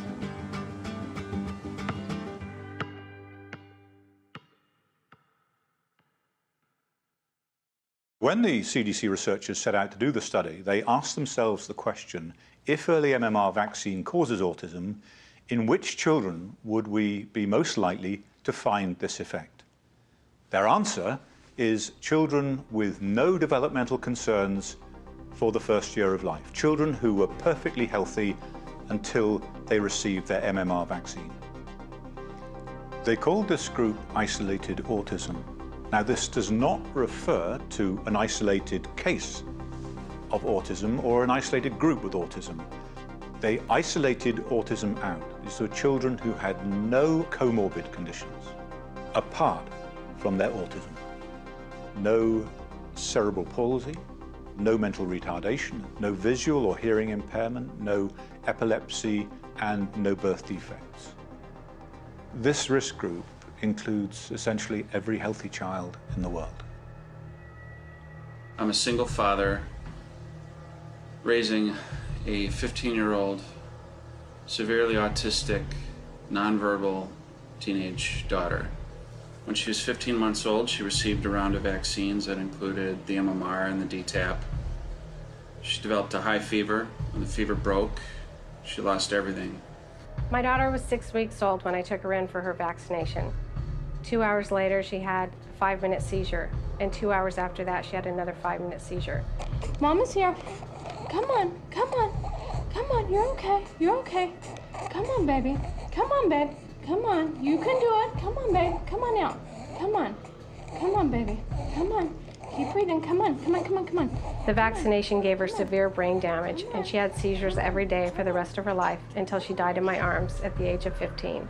There is no good reason to choose not to get a vaccine. He got his MMR and he got his DTP, and within days, he stopped talking. Projectile vomiting, convulsions. He went blind in his left eye. Vaccines took our healthy, happy baby and made him unwell. She lost all acquired speech. He lost his speech, he lost his eye contact, like the flick of a switch. If vaccines were unsafe, I think this would be an interesting and reasonable discussion. Obviously, some minority get hurt by this stuff. I don't understand why this is controversial. Vaccines are safe. Get vaccinated. It's like, you know what? Shut the fuck up and let me take every vaccine that Merck wants to shove down my throat. Autism is not a side effect of vaccine, or to say it another way, because some people don't hear this well, vaccines do not cause autism. Hear this well. Hear this well. Please hear this well. Hear this well. Vaccines can and do cause autism. My grandson, Daughter Lily and my daughter. my son was fully vaccinated. My son, Jackson. I had a healthy, typically developing boy. Please hear this well. Vaccines cause autism. One day everyone will know the truth about vaccines. Hear this well.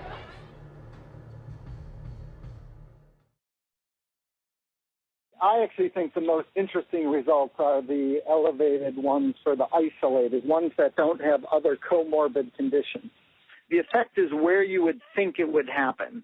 In isolated autism, he saw a very, very strong effect specific to those kids that got the MMR on time. When Bill Thompson ran those numbers, he saw an astronomical effect. Some of the numbers were actually, the relative risks were as high as 7 or 8 times higher with these kids that were diagnosed with just isolated autism, no other diagnosis, versus those controls. Isolated autism is confusing because it sounds small, but it really is a big problem. Because all healthy children, no matter what race, are at risk. For example, my sister's 18 months old and she's supposed to get her MMR shot right now. But if she does, she's 7 times more likely to get autism than if my parents wait until after 3 years old. So I hope my parents don't do it. Here's what's really scary. When we look at isolated autism, we see that there's a up to 7-fold increase in the incidence of autism between those that received the vaccine between 12 and 18 months versus those that got it after 3 years old. But let's be perfectly clear. Every child in this study had received the MMR vaccine. What would the numbers be if you compared children who got the vaccine between 12 and 18 months versus children that never got the vaccine at all? This is often referred to as the vax versus unvaxxed study, and the CDC refuses to do this study, even though every drug that we take has been through this exact study. There's a group who take the drug, and then they compare it with a group that do not take the drug, and they see, are there more side effects and complications with the group that takes the drug? So why does the CDC refuse to do the vax versus unvaxxed study? Probably because when we look at the results of this study, we realize that the risk would be astronomical and is likely to be one of the major reasons we're seeing this skyrocketing increase of autism worldwide. Just like the African American children, they went into the room and they sliced and diced the data in an effort to get rid of that effect. This is Colleen Boyle's meeting notes, how they plan to present the data by these age groups. That after the fact, when the data are in, she writes reformat, and then she puts in new age groups. Even this failed to achieve the desired effect, since in the end they simply omitted the relevant findings from the paper altogether. I was just looking at that, I'm like, oh my God, I cannot believe we did what we did. But we did. Yeah. So it's all there. It's all there. And you in the health field, you who run our health agencies in this country who are sitting here today, you have an obligation to these kids that you just saw there to make sure that these studies are complete, thorough, so that everybody knows that we have all the facts, and you don't have that. One of the things we did, because this was such an important topic, was to have them be sworn in. So they were under oath. And if they were doctoring the results of a study and they did it deliberately, they committed a felony. It used to be 1 in 10,000, and now it's 1 in more than 250 kids that are being damaged in this country that are autistic. Now, those kids are going to grow up. They aren't going to die. It's not like a lot of diseases where they get infected and they drop dead. They're going to live to be 50, 60 years old. Now, who do you think is going to take care of them? It's going to be us, all of us, the taxpayers. And it's going to cost, I think, as you said, Ms. Maloney, trillions of dollars. So we can't let the pharmaceutical companies and our government cover this mess up today, because it ain't gonna go away. And it's gonna cost the taxpayers trillions more if we wait around on it. And for our FDA and HHS and the health agencies to continue to hide behind this facade that there have been studies that conclusively prove otherwise is just wrong too. So the CDC wasn't just doing this study inside of a bubble. In fact, it was the exact opposite. They were under fire. You had Congressman Dan Burton in front of the Congress demanding answers about mercury and the MMR and vaccine studies and the connection to autism. Dave Weldon, congressman from Florida, is reaching out to Julie Gerberding with serious complaints on how he thinks this entire issue is being handled. On top of that, the Department of Justice is requesting files and data from the CDC because of a previous study called the Verstraeten study that had so many anomalies, it looked like scientific fraud was taking place. So they were suspicious. So then you look at the emails that Thompson's provided to us, and you see that he's reaching out to his line manager, Dr. Melinda Wharton, throwing up red flags, saying, I first spoke with you in September of 2002 regarding the sensitive results we have been struggling with in the MMR autism study. How do you struggle with scientific results? I mean, facts are facts. Data are data. That doesn't make any sense. So you got Dan Burton breathing down their necks. The Department of Justice is requesting files. And William Thompson finds out that Colleen Boyle has brought in a lawyer to help her decide what materials are too sensitive to provide to the Department of Justice.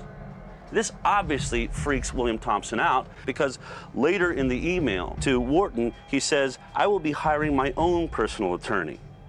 And it's extremely unfortunate that we need to be concerned about whether our own legal rights are covered when participating in a study such as this. I mean, what's going on here? We have government scientists lawyering up over a children's safety study. Clearly, this does not sit well at all with Dr. Thompson, because at the end of this email, he makes what looks to me to be a clear threat. My level of concern has also caused me to seriously consider removing myself as an author on the draft manuscript. So then a few days later, Thompson writes directly to Dr. Walter Ornstein, head of the National Immunization Program, saying, "I am not interested in taking all of the political heat that will go along with that study." Thompson has gone all the way to the top of his department.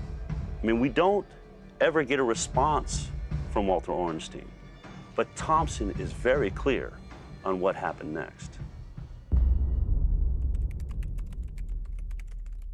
The higher-ups wanted to do certain things, and I went along with it. In terms of chain of command, I was number 4 out of 5.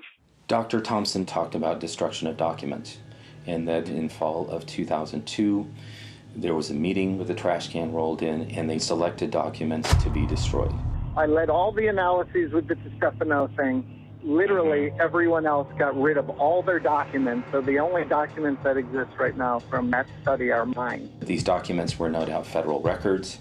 They were very important documents because they showed a very strong statistically significant effect. He felt that, quite rightly, it would be illegal to destroy those documents, and so in his office he kept not only the hard copies, but the computerized files for that study. There was a dramatically different result presented before and after the time frame that Thompson alleged that these data were destroyed. If I never had the documents before October 2002, there would be nothing that would show that they actually had the results in hand and they decided to destroy those results. I filed a formal complaint to the Office of Research Integrity in the Department of Health and Human Services. I heard back not long after the complaint was filed, and the letter basically stated that every co-author except for Dr. Thompson denied that any such meeting was scheduled. They denied that any material was destroyed or thrown away. They were calling Dr. Thompson a liar. It was their word against his. Dr. Thompson predicted that this would happen. There's things I haven't even shared with you because I can't prove it. And that's what I struggle with. I don't want to share things with you that I can't prove, that there aren't hard records, because I am worried that the other 4 people will collude and say, no, that's not true. Dr. Thompson provided meeting notes to me for precisely the time where the co-authors are claiming that no meeting took place. That's what I keep seeing again and again and again, where these senior people just do completely unethical, vile things, and no one holds them accountable. So look, once you have the data, a scientific study like this is a relatively simple process. You just run the data, you get the results, and then you publish those results in a paper. In their own analysis plan, this study was only supposed to take 6 months, from May 2001 to December 2001. So if they weren't destroying data, why did this study end up taking 4 years? The question everybody needs to be asking the CDC is what the heck happened between October 2002 and February of 2004? The reason you don't see anything else circulating on the study, it was 5 of us behind closed doors for 2 years. Wow. So after 2 years of secret meetings behind closed doors, DiStefano emerges with the final draft of the MMR study, and they're going to present it to the Institute of Medicine. People on the IOM move from industry, government, academia, government, industry, and then they bounce around. It's all the same people, and there wasn't a really good policeman in all this to really make sure that the vaccine safety studies are done properly and that they're done objectively. It just didn't seem to me like we were running a system that was credible. I had written to Julie Gerberding, and I asked her to postpone the February 9th Institute of Medicine meeting. This report, the Institute of Medicine report, I wanted postponed because of my concern that this was not an exercise in discovering the truth, but was instead a meeting being driven by a desire to short-circuit important research and draw premature conclusions. The problem is, William Thompson, being the lead scientist, he's going to have to present their findings, and he's not happy about it. In fact, he's so upset that he goes above the lead author, DeStefano, above Walter Orenstein, all the way to the head of the CDC, Dr. Julie Gerberding. And in an email, he says, "Dear Dr. Gerberding, I will have to present several problematic results relating to statistical associations between the receipt of MMR vaccine and autism." Basically saying, I'm not going to continue this lie. If you put me up there, I'm going to tell the truth. Thompson was originally scheduled to provide a briefing because he basically told Director Gerberding that he would have to say that there is a causal association. He was switched at the last minute with Frank DeStefano, who was able to report to the IOM falsely. We have found no association between MMR and autism. The IOM was the point of no return, and so deprived of the truth, the IOM declared MMR vaccine safe. It was a rush to judgment to shut the door permanently and completely on the MMR autism link. It's absolutely appalling that much of what I said turned out exactly to be true. They were trying to short-circuit the research. It's the lowest, it's the lowest point in my career that I went along with that paper. After their brilliant work on the MMR study, DeStefano and his team received an award from the Department of Health and Human Services. And then several years later, Dr. Julie Gerberding received an award of her own, a high-paid job as head of the vaccine division at Merck. Clearly, Merck appreciated the work she had done investigating their vaccine.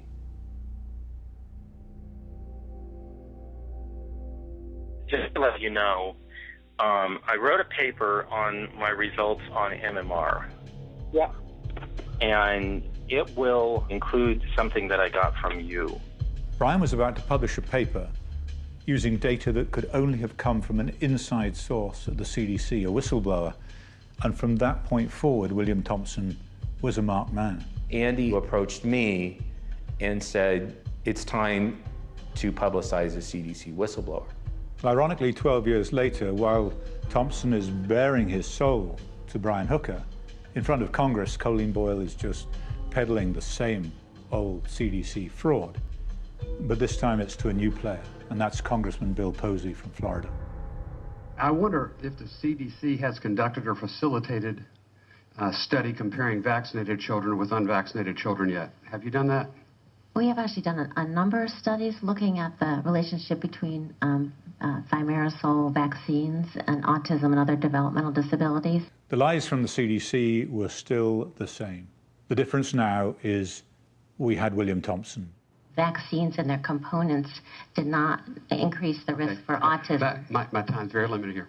So clearly, definitely, unequivocally, you have studied vaccinated versus unvaccinated. We have not studied vaccinated versus unvaccinated. Oh, okay. Actually, never mind. Just stop there. That was the meaning of my question. You wasted 2 minutes of my time. Brian had also submitted a related paper to a journal called Nature Neuroscience, and in that paper, he had specifically referred to an unnamed source at the CDC.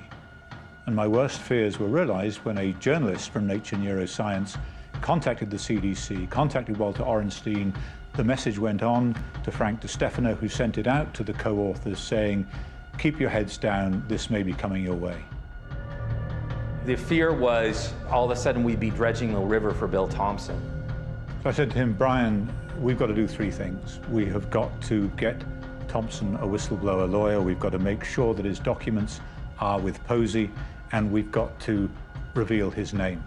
Whistleblowers are in danger only as long as the only people who know their identity are their enemies. Do vaccines cause autism? In the last 30 years, the childhood vaccine schedule has tripled, while the U.S. autism rate has skyrocketed from 1 in 10,000 to 1 in 50. Dozens of published research papers show that, yes, vaccines and autism are linked. Yet the debate rages on, in part because of the 1986 National Childhood Vaccine Injury Act, passed by Congress as a result of pharmaceutical lobbying. It shields drug companies from liability for injuries and deaths caused by the vaccines they manufacture. Vaccines that the federal government admits are unavoidably unsafe. Instead of suing the pharmaceutical company directly, parents are forced to petition the Department of Health and Human Services, and if federal health officials oppose compensation, the case is argued before a special master in the U.S. Claims Court. Many refer to this as vaccine court. Here are some shocking facts about the so-called vaccine court. Pharmaceutical companies do not have to participate in the proceedings at all. Taxpayers pay for all damages. The U.S. Department of Justice acts as the government's lawyer, with taxpayers footing the bill for their defense.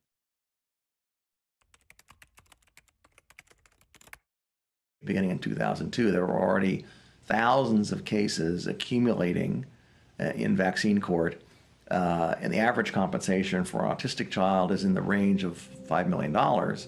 So just do the math. The government was facing several $100 billion, possibly $1 trillion in liability as the autism epidemic grew. They had to develop a fraudulent study that would exonerate MMR to deliberately defeat the cases in vaccine court to avoid paying the $1 trillion. So the thousands of autism petitioners were denied their fair day in court by a corrupt and deliberate obstruction of justice. It is one of the most unethical medical decisions of all time, because it was made with knowledge to sacrifice these children as a direct affront to the congressional mandate that they all be compensated.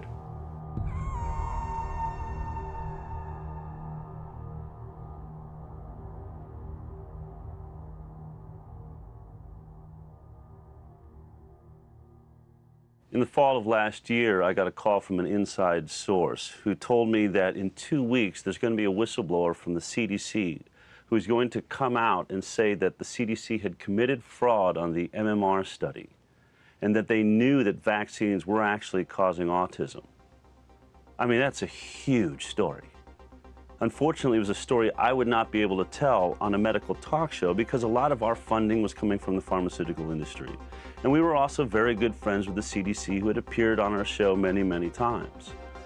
But I knew that once this story broke, 2 weeks later, that the mainstream news media would pick it up. Fox would be on it, CNN would be on it, MSNBC. And we're talking about the biggest medical story in the last decade or two, at least. So that 2 weeks came. I saw the video that was posted by Andrew Wakefield and Brian Hooker, and I heard the words of William Thompson and his confession. Oh my God, I cannot believe we did what we did. But we did. It's all there. It's all there. And I watched the blogosphere go crazy. Tweets, Facebook, social media, everybody talking about it. But not one mainstream media source went anywhere near the story. In fact, on CNN, someone put the story up on iReport and CNN took it down. And at that moment, I realized, wait a minute. Not only is my medical talk show being produced by the pharmaceutical industry, all of television is. We were never going to get this story. But we certainly did get a story. a highly contagious measles outbreak. Major outbreak. Measles outbreaks. Measles on the march in America. This outbreak is showing no signs of letting up. But in 2014, the number tripled to 644 measles cases reported in 27 states. It's really amazing to consider the number of cases of autism every year and to contrast that to, let's say, the number of children who acquired measles by going to Disneyland. It's a tiny number of children who acquired measles, and it's a vast number of children who are being diagnosed with autism every day. We don't know what causes autism. I mean, that's fair to say. We're not sure as a scientific community what causes autism, but we know that vaccines do not. Now, I'm not saying that Sanjay Gupta is a bad guy. In fact, I think that he tries to do a lot of good, just like many doctors do. But if they're being lied to by the scientific body that provides them with their information, what happens to all of us? What happens if a good doctor sees the same data that I saw? So you're a scientist, basically. So you're studying this, and you feel 100% comfortable. You even said you have kids, so you're a family person. Yes. You would feel very How long have you been a doctor, and sort of what's your area of specialty? Sure, I've been a family medicine physician for over 10 years now, and treating families, everyone from newborns all the way up to my oldest patient is 96. So do you administer vaccines as part of that? Yes, I do administer vaccines. In our clinic, we follow the CDC recommendations, and we give that information to our patients, and we give them a schedule of when their children are going to need to be vaccinated and so on and so forth. There's something I want to show you. This is the formal complaint about what they've been given by William Thompson, the whistleblower at the CDC, okay? There's all sorts of reference materials in here and things like that. I'm just going to give you time to look at it, study it as long as you want, okay? When you feel like you have a grasp of it, I know it's gonna take some time. Appreciate you taking the time, all right? Okay. So I have sent you what William Thompson has said is the fraud at the CDC. All of that data that was missing. Did you get a chance to really look it over? It's really unbelievable how blatantly the data was switched around. It made me question whether or not this organization that's been mandating how I practice medicine for the past 10 years, if they're lying about this or leaving data out about this particular study, what else am I being lied to about? I'm still trying to digest it because this study, which was used to kind of give the definitive answer to us pediatricians that, oh, the MMR is not related to autism, I kind of feel like I've been lied to. When they set out to do the study, they wanted to look at the data and interpret the data. But then there's a piece of data that they chose to ignore. The data they excluded was really, really significant.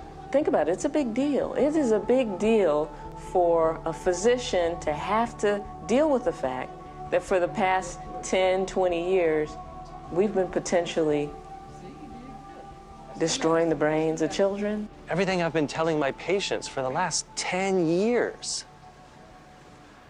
has been based on a lie and a cover-up.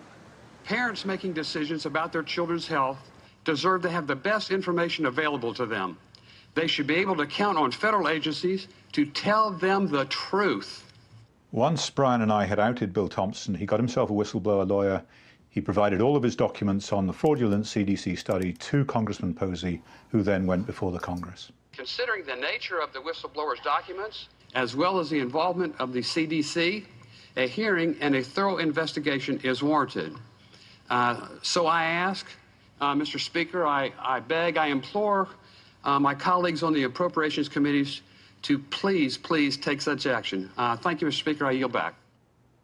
It's now been 7 months since Congressman Bill Posey urged the Congress to subpoena Bill Thompson, and they have done nothing. Bill Thompson wants to be subpoenaed by Congress. As a CDC employee from the federal government, he cannot speak voluntarily because of the threat of jail time. Absolutely, William Thompson needs to go before Congress. He needs to go before the whole nation. Everybody needs to see what he has to say. He needs to be deposed in front of a committee in Congress, and Julie Gerberding has to be brought in and deposed, because this is a very, very, very disturbing revelation. For this researcher to come forward and be saying now that they were indeed deliberately concealing critical information about an MMR autism link, horrible, horrible development. Deviation from an analysis plan, omission of crucial data, destruction of documents, obstruction of justice, misleading the Congress, grievous harm to innocent children. This has to be investigated. You and I are in agreement. Vaccine safety should not be in the CDC. Absolutely. You would end up with an agency like the National Transportation Safety Board. The next thing they need to do is somebody needs to reintroduce the Weldon-Maloney bill.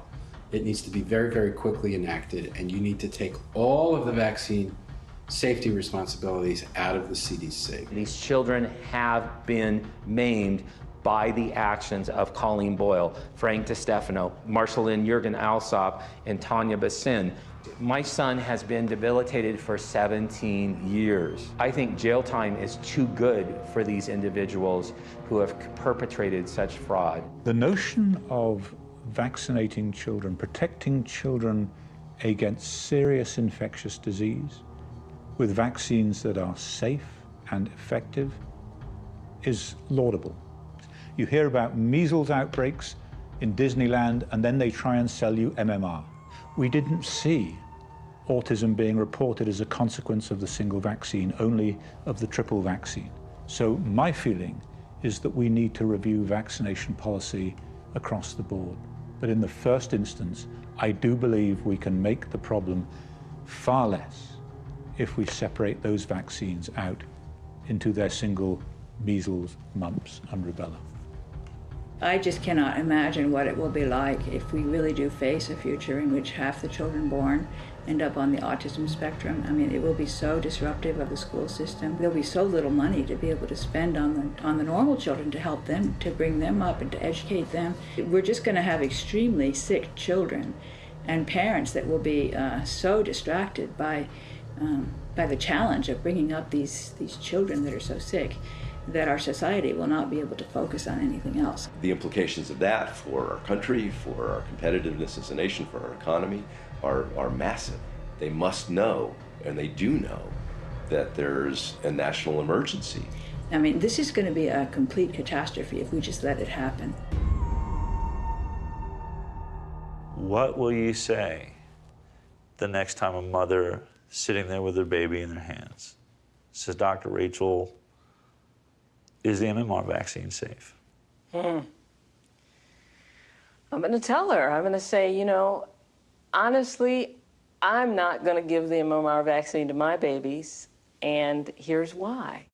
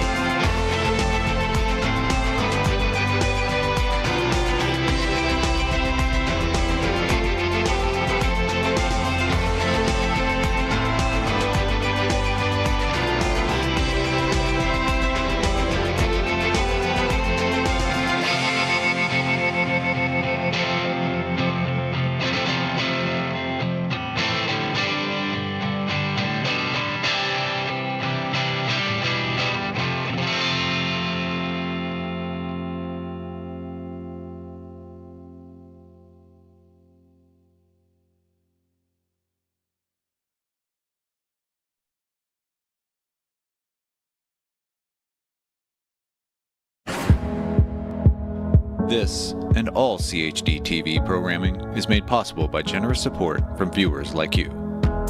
Please consider making a contribution today to keep our programming going strong. Thank you.